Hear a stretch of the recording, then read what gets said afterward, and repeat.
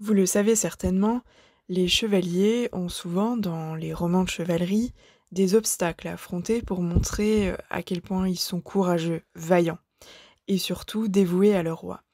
Eh bien, dans le roman qui s'intitule Lancelot le chevalier à la charrette, la reine Guenièvre, l'épouse du roi Arthur, a été enlevée par le méchant Méléagant.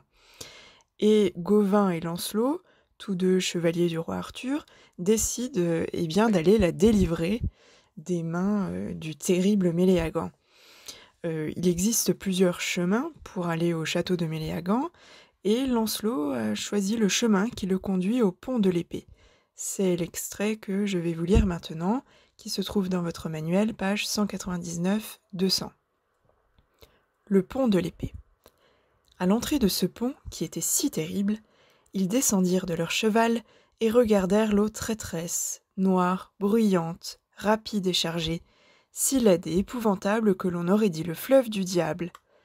Elle était si périlleuse et profonde que toute créature de ce monde, si elle y était tombée, aurait été aussi perdue que dans la mer salée. Et le pont qui la traversait était bien différent de tous les autres ponts. On n'en a jamais vu, on n'en verra jamais de tel. Si vous voulez savoir la vérité à ce sujet, il n'y a jamais eu d'aussi mauvais pont fait d'une aussi mauvaise planche. C'était une épée aiguisée et étincelante qui formait ce pont jeté au-dessus de l'eau froide. L'épée, solide et rigide, avait la longueur de 2 lances. De part et d'autre, il y avait un grand pilier de bois où l'épée était clouée. Personne n'avait à craindre qu'elle se brise ou qu'elle plie, car elle avait été si bien faite qu'elle pouvait supporter un lourd fardeau. Mais ce qui achevait de démoraliser les 2 compagnons qui étaient venus avec le chevalier, c'était l'apparition de 2 lions ou 2 léopards, à la tête du pont, de l'autre côté de l'eau, attachés à une borne en pierre.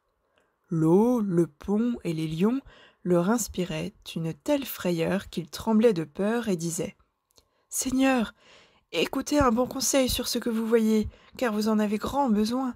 Voilà un pont mal fait, mal assemblé et bien mal charpenté. Si vous ne vous repentez pas tant qu'il est encore temps, après, il sera trop tard pour le faire. Il faut montrer de la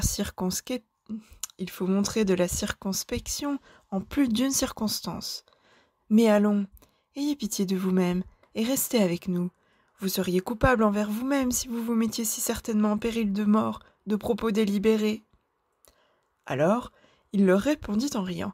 « Seigneur, je vous sais gré de vous émouvoir ainsi pour moi. C'est l'affection et la générosité qui vous inspirent. Je sais bien que vous ne souhaiteriez en aucune façon mon malheur.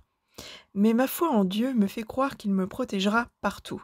Je n'ai pas plus peur de ce pont, ni de cette eau que de cette terre dure, et je vais risquer la traversée et m'y préparer. Plutôt mourir que faire demi-tour. » Ils ne savent plus que dire, mais la pitié les fait pleurer et soupirer tous deux très durement. Quant à lui, il fait de son mieux pour se préparer à traverser le gouffre. Pour cela, il prend d'étranges dispositions, car il dégarnit ses pieds et ses mains de leur armure. Il n'arrivera pas indemne ni en bon état de l'autre côté. Mais ainsi, il se tiendra bien sur l'épée plus tranchante qu'une faux, de ses mains nues et débarrassées de ce qui aurait pu gêner ses pieds, souliers, chausses et avant-pieds. Il ne se laissait guère émouvoir par les blessures qu'il pourrait se faire aux mains et aux pieds. Il préférait se mutiler que de tomber du pont et prendre un bain forcé dans cette eau dont il ne pourrait jamais sortir. Au prix de cette terrible douleur qu'il doit subir et d'une grande peine, il commence la traversée. Il se blesse aux mains, aux genoux, aux pieds, mais il trouve soulagement et guérison en amour qui le conduit et le mène, lui faisant trouver douce cette souffrance. S'aidant de ses mains, de ses pieds et de ses genoux, il fait tant et si bien qu'il arrive sur l'autre rive. Alors lui revient le souvenir des 2 lions qu'il pensait avoir vus quand il était encore de l'autre côté. Il cherche du regard, mais il n'y avait pas même un lézard, ni aucune créature susceptible de lui faire du mal.